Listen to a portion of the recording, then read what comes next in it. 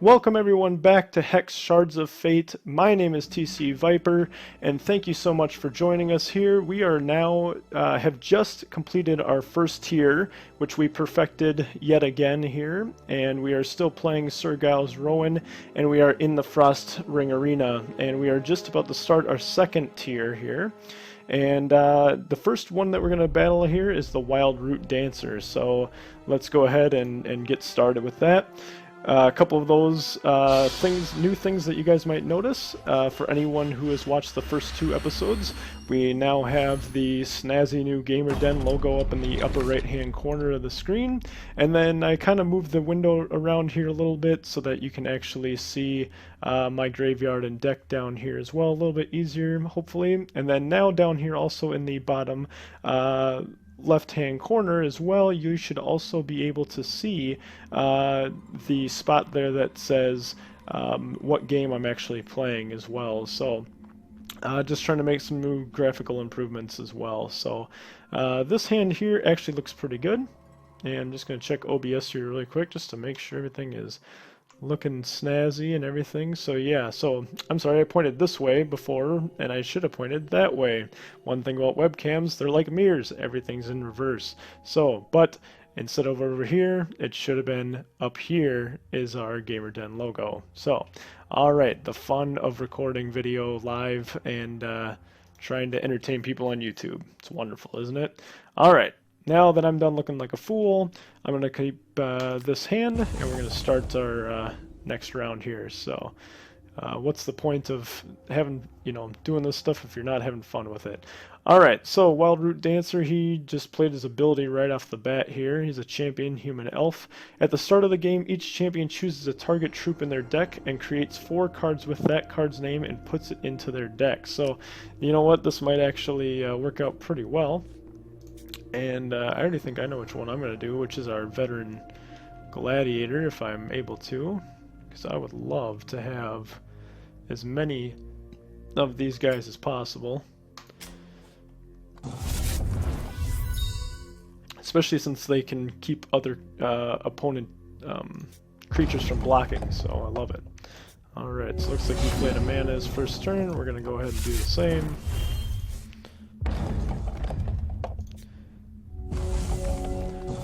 I really enjoyed making the first 2 videos, so I'm really hoping everybody else is enjoying this playthrough as well.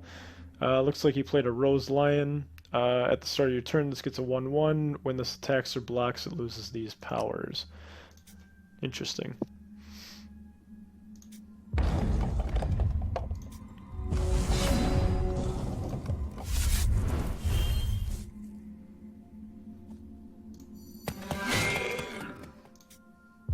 Play Savage Raider.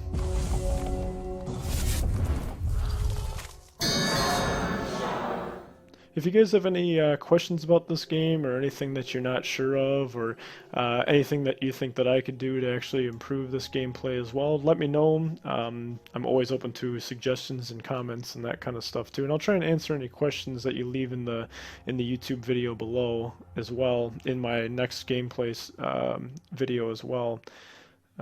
So Oath of Valor, when this enters play, choose a name among troops you control. Each troop you control with that chosen name has a +2/+2. So of course he gave it to his Rose Lion there, why wouldn't he? It's the only one that he has out at the moment.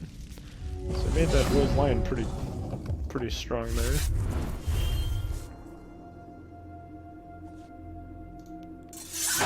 We're going to try and get these veteran gladiators out as soon as possible.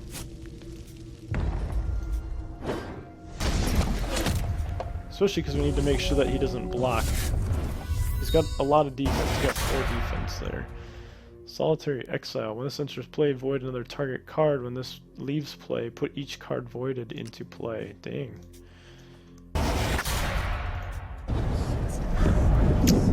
That's not good. Needless to say, that's not good.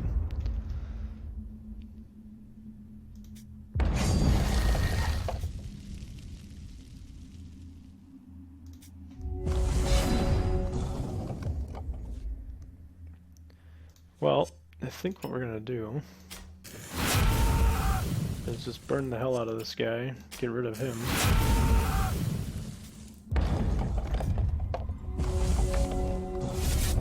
Well, he's not causing us damage. He's being annoying as hell with all of his special abilities, I'll tell you that much. It spoke too soon. There's 4 damage to us.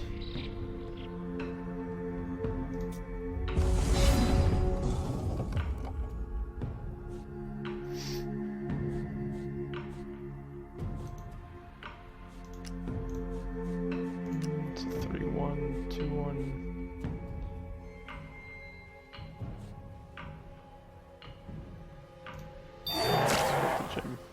Especially since he has speed, so we can start putting some of the hurt onto him.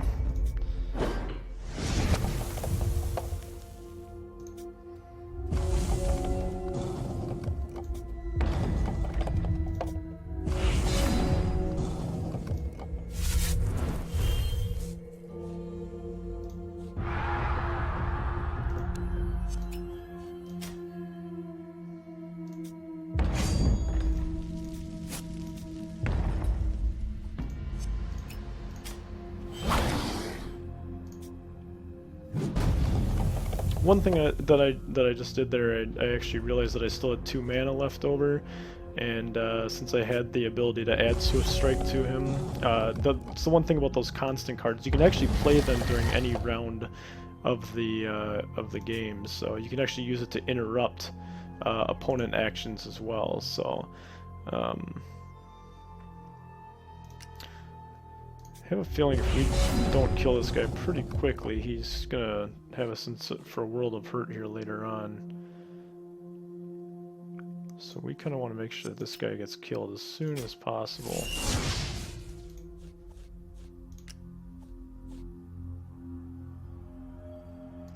I'm gonna play the Crimson Clarity just so I can throw this Bloodlust out here too. So any orcs that we now have all automatically will have speed as soon as they come out, so that way we can deal as much damage as possible to him as quick as possible. I mean, we got him down to 1 life now, so depending on what comes out here next.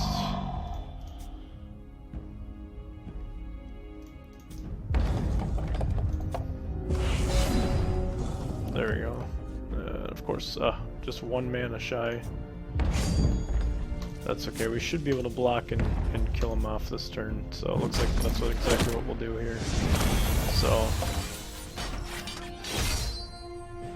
sometimes those cards with a lot of, you know, these decks that are built around a lot of constant cards and stuff like that, or a lot of spells, those can really ruin your day, especially when you have a deck such as this one that isn't super strong against that kind of stuff. I do have one type of card, I believe, in the deck that actually will destroy target artifacts and stuff like that, and try and remove some of those spell constant cards, that kind of stuff. But yeah, it hasn't come up yet. So, all right, we got 4 here. Hogarth here says, did you step into the arena today with a meticulously planned strategy? Well, I can have that. I'm going to start this game with a tunneled Troupe, ready to pop up and eat you. Is this cheating? Yes. Do I care? No.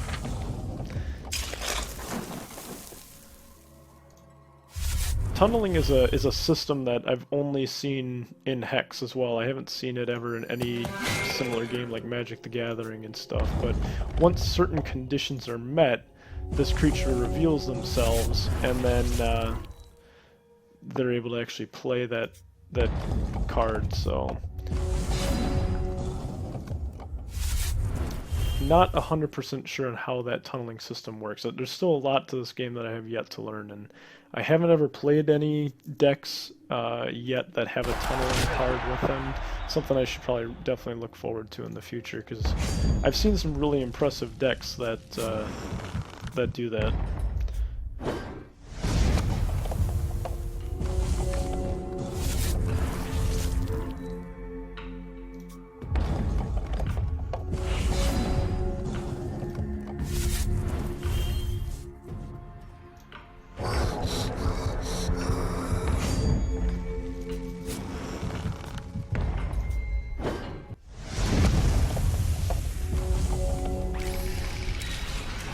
Alright, so he got a mesmeric hypnoscientist. So basically he tunneled it, and then use 2. And essentially, here it is about tunneling. So tunneling, you can tunnel this card by paying its tunneling cost anytime you could play a basic action. Tunneling this card puts it underground. An underground card remains hidden from your opponent until it surfaces. An underground card cannot be affected by cards that affect cards in play. At the start of your turn, each underground card with tunneling gets a tunneling counter. An underground card surfaces when the number of tunneling encounters on it is greater than or equal to its tunneling number. When an underground card surfaces, it is played for free immediately and gets speed until the end of its turn. So what this also has is rage as well. So as you can see, he's got 5 attack and 2 defense, and so something that would normally cost him a lot more actually ends up not costing him very much at all. He just had to wait a couple turns to be able to actually play it. Again, like I said, tunneling cards and decks that have a lot of tunneling stuff can really do a lot of damage to you early on, which is, can make them some very effective decks. It's again, there's so many strategies and different ways to, alternative ways of building decks in this game as opposed to other games such as, like I talked about earlier, Magic the Gathering, that it really does add a lot to this game and makes it kind of a little bit more unique in that sense. So now I'm afraid to attack here almost because, oops, we don't want to quit.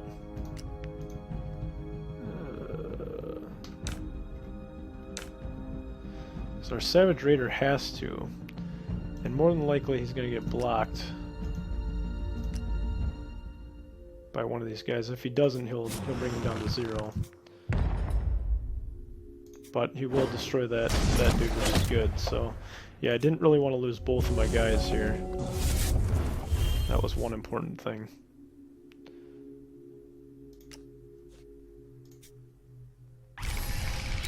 And then he goes ahead and just brings out another one.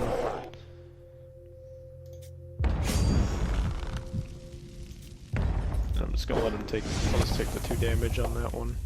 It's fine by me.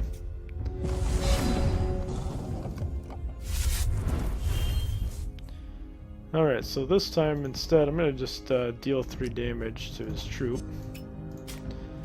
And then use the Arena Brawler to attack, and that'll finish off that round as well. So again, right now we are doing very, very well in the Frost Arena so well. So that's why I like this deck so much. As you can see, we're now 7 victories and still 0 defeats already, and we are just now we'll be facing the Avenging Angel, and just after this we'll be halfway done with our 2nd tier. So I'm hoping that we can get done with both tiers before even having our first loss, which would be fantastic. So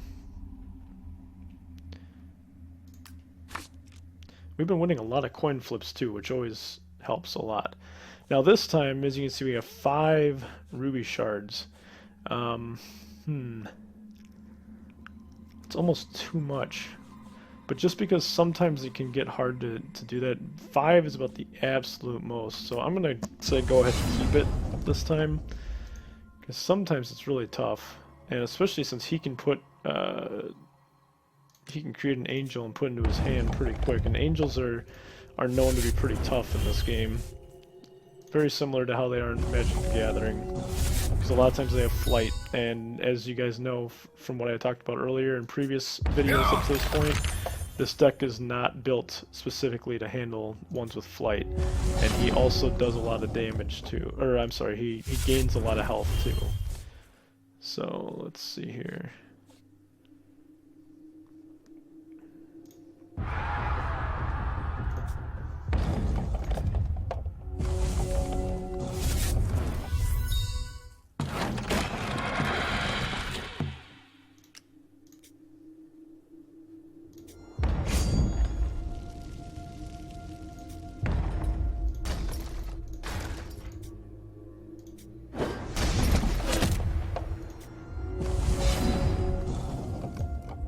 Still a lot of mana coming out. Not exactly what I'm trying to do or accomplish here.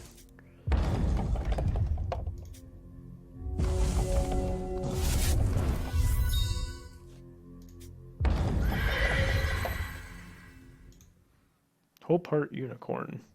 Sacrifice this, troops you control get invincible this turn. Invincible is one ability that can really ruin your day, especially if you don't have it on your side. It's great if you have it, because cards can't be destroyed. So, alright, this mana is crazy in this round.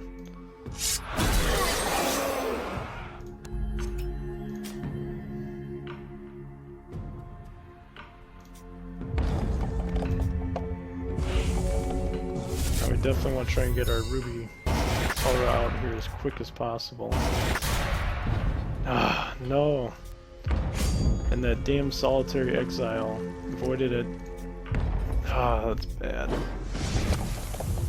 This one's not doing so well. We should have mulliganed that deck.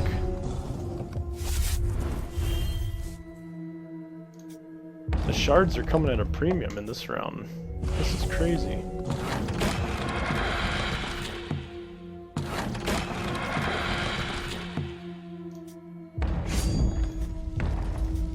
There's nothing we can do here. We just can't get guys out. What do we do? We just can't keep them around. Meanwhile, he's just sitting up here gaining life left and right.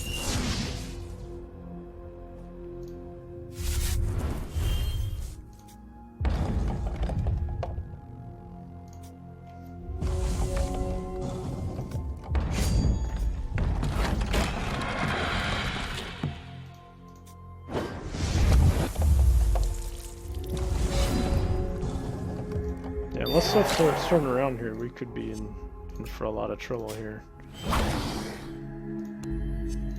We're gonna load up this Gem Craze Berserker with a whole bunch here. We just depleted our entire hand.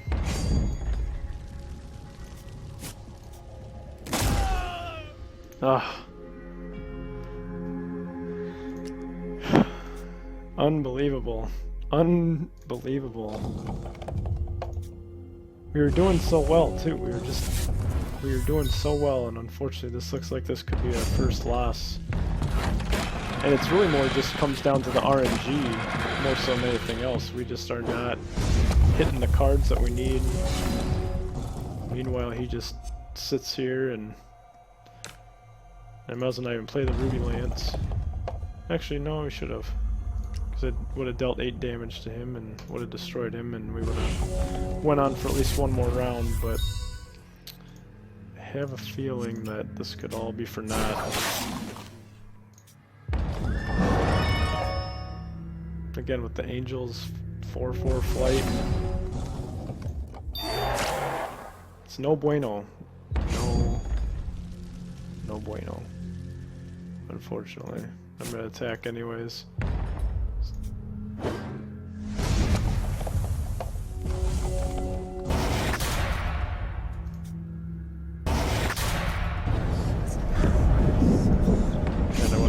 Block the Angel anyways, so that looks like that's our first defeat, guys. Dang it. We just were not getting the cards pulled out in that time, unfortunately, and that makes it tough. Alright, so now you'll see up here at the very top of the screen that you'll see 1X, and that means that we have 1 defeat now out of the 7, so we can only lose 2 more times between now and our 20th one in order to keep going here. So far we still are doing pretty well. 7 rewards and 3 chests as well. We'll be playing the Eldritch Dreamer here on this one.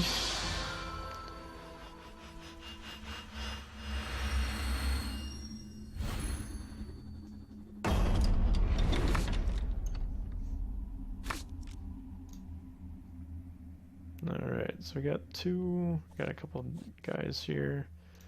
Let's keep him.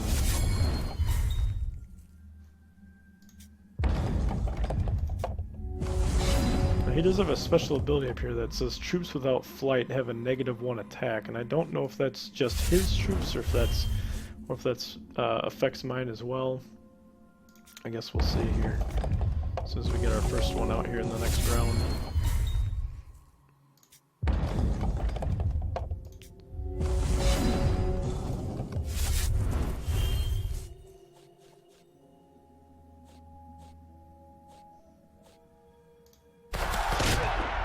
Yep, that is for all of them, unfortunately.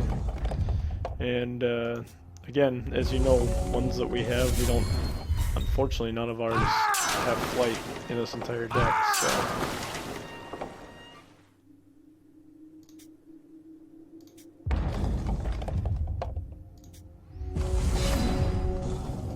This little special ability there just sent that Arena Brawler back to my hand, and now you'll notice that it actually takes a third mana now to actually get that same card out that only cost us 2 in the previous turn. So not good here on this these random pulls here. I don't want to use my burn quite yet.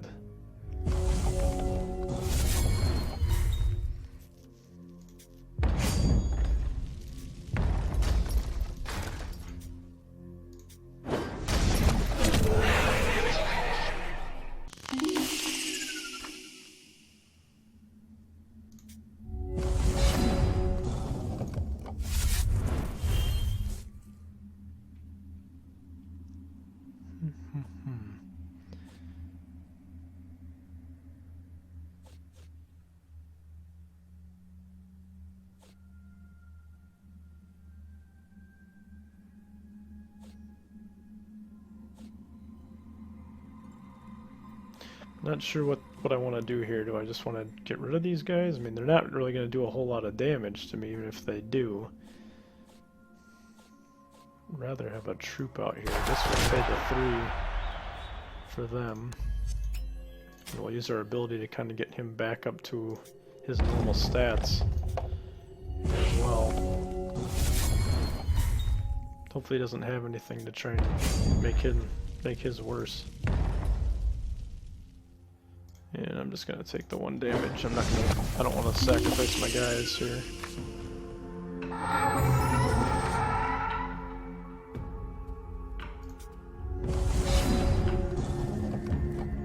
A lot of action cards here coming out.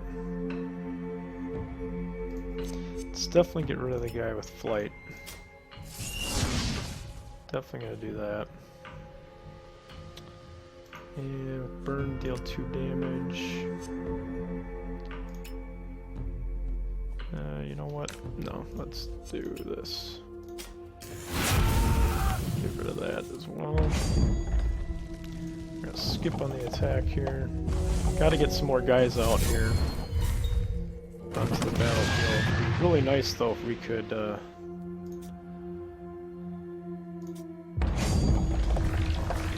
man, he's just pulling out stuff left and right here. When this enters play, add a warp counter to this. At the start of your turn, choose 1 at random. Add a warp counter to this, add 2 warp counters to this, or sacrifice this and create a random troop with cost equal to the number of warp counters that have been put into play. So, yeah, some crazy stuff here going on. Finally, another shard that we've been looking for here. So that helps. I'm going to keep that Ruby Lance just in case. Get our Gore Seeker out here as well. He's got Swift Strike, so that'll help things a little bit. I don't know, I think oops, keep doing that. I think I want to skip combat again. I just want to keep as many guys out here as possible.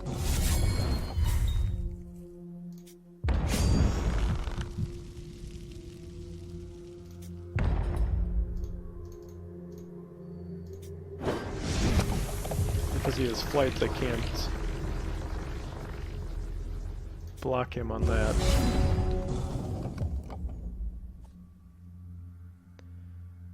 Let's see here, we got 5. So let's definitely get these 2 guys out here. What was his again?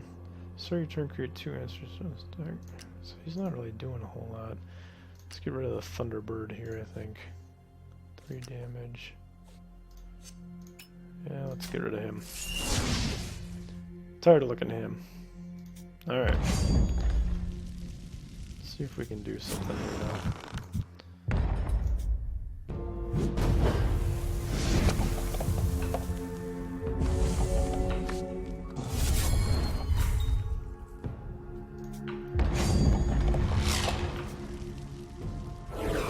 Ah. Not good. No, not good at all. This is just crazy. Oh, a Gorse can now cost 7. That is just unreal.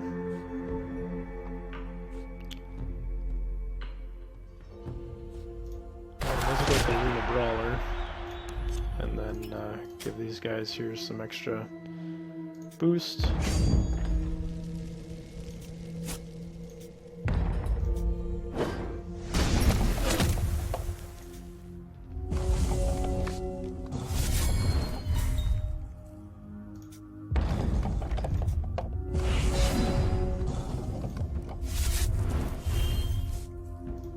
Our Gore Seeker back out there.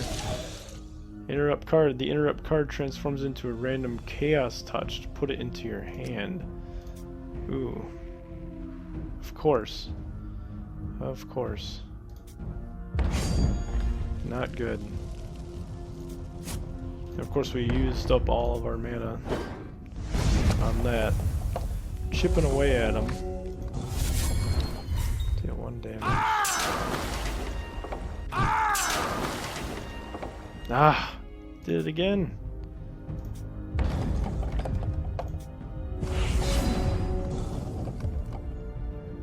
Well then, let's play our Crimson Clarity, get some more of this mana out here. Alright, 6, 7, 8, 9.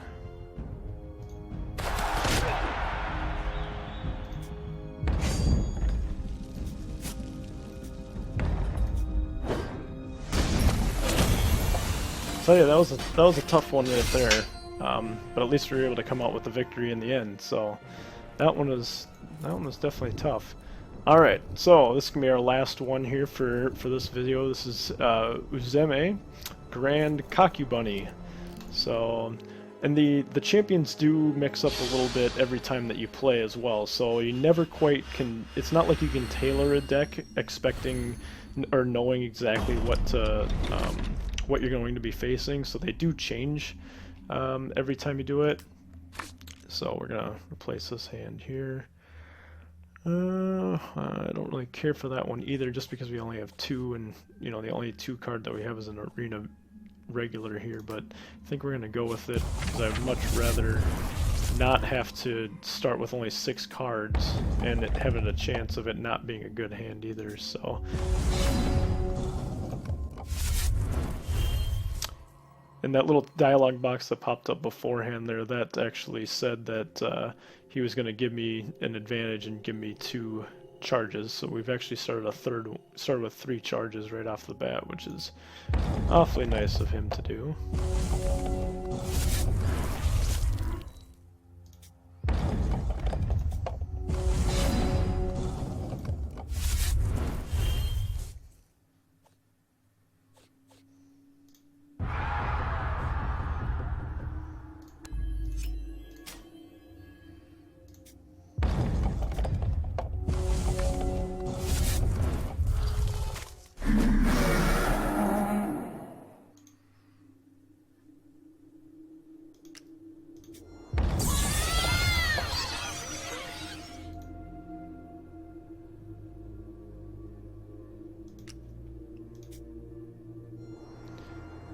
This is one thing about the Shin'Hair, man. They love to just generate creatures. They love to do that, and it just makes it a very hard deck to face whenever this kind of stuff comes up. We're gonna attack here.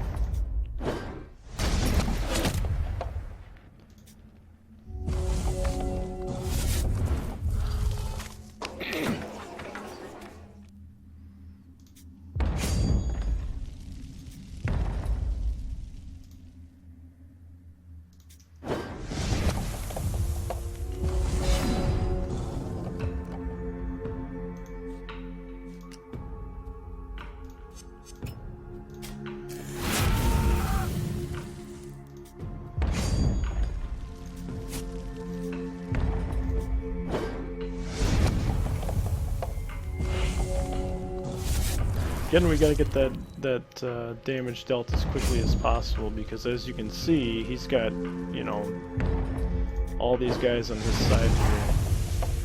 We may not make it out of this one. He pulled that little trick out pretty early. A lot earlier than I've seen him do in the past, so we could be in for a bit of trouble on this one. Let's get our veteran gladiator out there. Wish he had speed though. Really wish he had speed.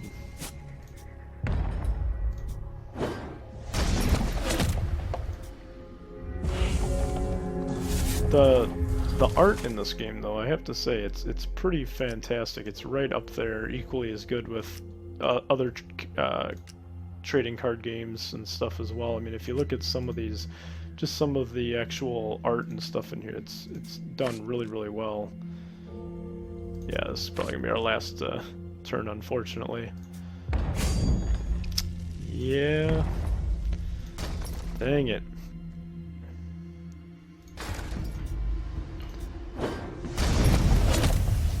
Alright, well, didn't do so well in our second tier run through here, unfortunately, and in order to actually advance, we have to continue and beat him before we can advance on to the third tier here. So I'm actually going to save and quit out of this one, and I want to say thank you so much for watching, and please tune back in next time, and we'll continue our battle here in the Frost Ring Arena.